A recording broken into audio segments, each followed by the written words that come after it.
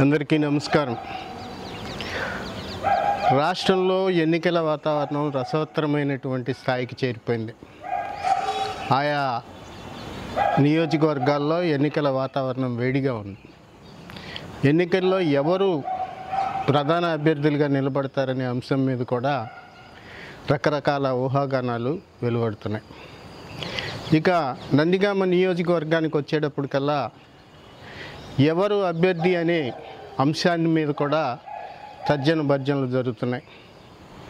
ఇటు వైసీపీ నుంచి అభ్యర్థి మారతారని, అటు టీడీపీ నుంచి అభ్యర్థి మారతారనేటువంటి ఊహాగానాలు వెల్లువెత్తుతున్నటువంటి క్రమంలో నందిగామ నియోజకవర్గ వాస్తవ రాజకీయ పరిస్థితిని కనుక మనం గమనిస్తే, నందిగామ నియోజకవర్గంలో ఈసారి సార్వత్రిక ఎన్నికలు వైసీపీ తెలుగుదేశం మధ్య డి అనే వాతావరణంలో ఉంటాయి.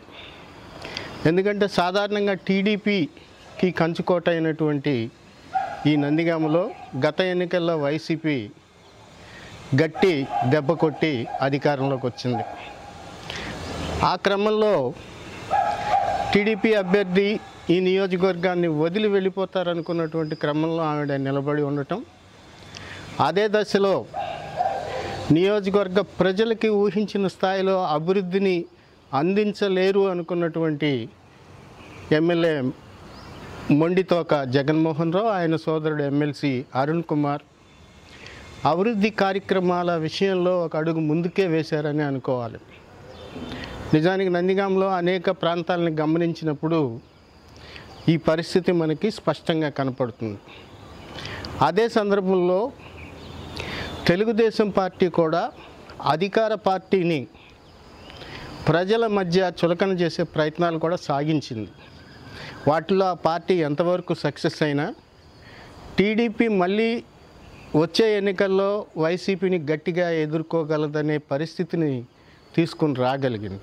అయితే ఇదే సందర్భంలో రేపటి ఎన్నికల్లో గెలుపు ఓటములు ఎవరికి ఉంటాయి, ఎవరు గెలుస్తారనే విషయాన్ని స్పష్టంగా చెప్పలేకపోయినా ఒక అంశాన్ని మాత్రం ఖచ్చితంగా చెప్పొచ్చు. ఒకటి, గతంలో లేని అభివృద్ధి అనూహ్యంగా ఇక్కడ చోటు చేసుకున్నది అనే అభిప్రాయం ప్రజల్లో ఉంది. అట్లాగే అధికారంలో ఉన్న వాళ్ళపై అనేకమైనటువంటి విమర్శలు ఉంటే ఆ విమర్శలన్నీ కూడా ఇప్పుడున్నటువంటి ప్రజాప్రతినిధిపై ఉన్నాయి. అవి ప్రజలు ఎంతవరకు తీసుకుంటారు? అలాగే ప్రజలకి అతి దగ్గరగా సమీపంగా, అంటే చిన్నపిల్లల దగ్గర నుంచి కూడా అతి సమీపంగా వెళుతున్నటువంటి ఎమ్మెల్యే ఏ రకంగా తనకున్నటువంటి క్రేజ్ని క్యాష్ చేసుకుంటారనేది మనం భవిష్యత్తులో ప్రజా నిర్ణయాన్ని బట్టి మాత్రమే చెప్పగలుగుతాం. అదే సందర్భంలో ఒక మహిళ అయినప్పటికీ తెలుగుదేశం పార్టీ పగ్గాలను అలాగే చేతిలో ఉంచుకొని ముందుకు నడిపించటంలో టీడీపీ ఇన్ఛార్జి కూడా సఫలీకృతులైనట్టే చెప్పొచ్చు.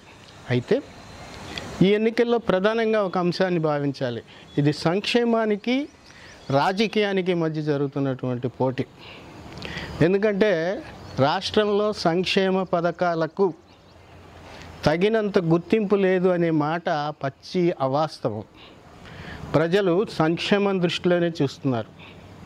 అలాగే ఉద్యోగులు, ఉపాధ్యాయులు ప్రభుత్వానికి వ్యతిరేక ఓటు వేస్తారనేది కూడా ఒక ఊహాగానం మాత్రమే.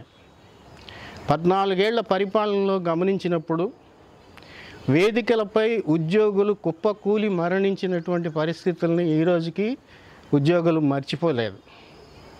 వేతనాలు సకాలంలో వేయలేకపోవటం, అలాగే అనుకున్న స్థాయిలో ఇంక్రిమెంట్లు లాంటివి రాకపోవటం లాంటివి ఉన్నా ఏదో ఒక రోజున ప్రభుత్వంతో పోట్లాడి సాధించుకోగలమనే నమ్మకం ఉంది తప్పించి చిన్న చిన్న అంశాల్లో ఉద్యోగులు పూర్తిగా ప్రభుత్వానికి వ్యతిరేకత చూపిస్తారని మనం అనుకోలేం. ఈ పరిస్థితులన్నీ కూడా నందిగామ నియోజకవర్గంలో కలిసి వచ్చే అవకాశం ఉంది. అంటే రాష్ట్రంలో ఉన్నటువంటి పరిస్థితులు నందిగామ నియోజకవర్గంలో కూడా కలిసి వచ్చే అవకాశం ఉంది. ఇదే సందర్భంలో స్థానికంగా ఉన్నటువంటి ప్రజాప్రతినిధులు తమ చుట్టూ ఉన్నటువంటి కోటరీ మోటాని దూరం చేసుకోకపోతే కొన్ని ఇబ్బందుల్ని, అంటే సునాయాసంగా గెలవటానికి ఉన్నటువంటి అవకాశాలని ఎలాగైతే చెడగొట్టుకుని గట్టి పోటీకి దశకు తెచ్చుకున్నారో ఆ పరిస్థితిని అధిగమించే అవకాశం ఉంది. అయితే ఇక్కడ ఎవరు గెలుపు అనే విషయం మాత్రం ప్రజలే నిర్ణయించాలి.